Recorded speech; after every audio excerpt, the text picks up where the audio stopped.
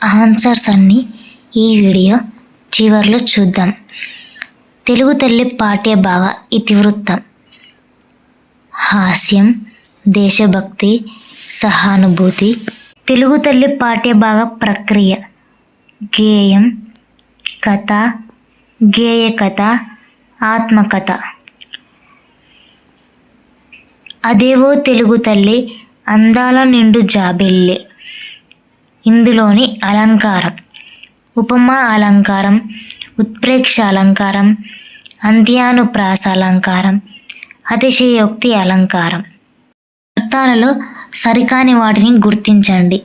అనుంగు ప్రియమైన, చనవోయి చనిపోయి, నిర్భయంగా భయం లేకుండా, నిశ్చయంగా నమ్మకంగా, తప్పనిసరిగా. శ్రీరంగం శ్రీనివాసరావు గురించి సరికానివి: జననం మరణం 30/4/1910 సంవత్సరం, 15/6/1983 సంవత్సరం. మహాకవి, అభ్యుదయ యుగకర్త, కథకులు, నాటకులు, విమర్శకులు, అనువాదకులు.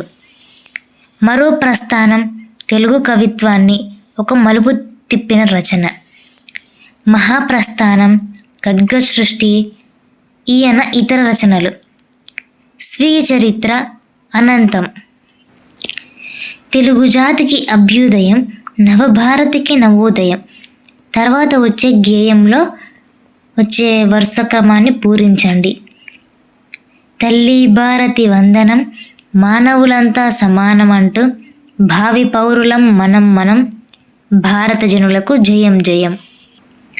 దాశరథి కృష్ణమాచార్య గురించి సరైనవి: నిజాం రాజరికం నుంచి తెలంగాణ విమోచనకు మేలుకొలుపు పాడినవారు. పద్యాన్ని పాటని సమానంగా నిర్వహించిన కవి.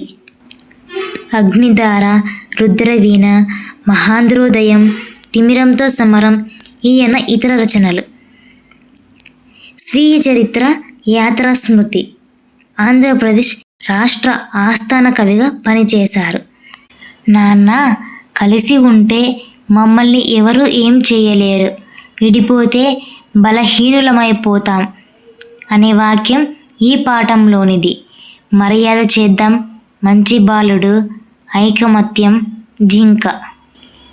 లియో టాల్స్టాయ్ గురించి సరికానిది: ఐకమత్యం కథకు లియో టాల్స్టాయ్ కథ ఆధారం. రష్యన్ కథలు, నవలాకారులు.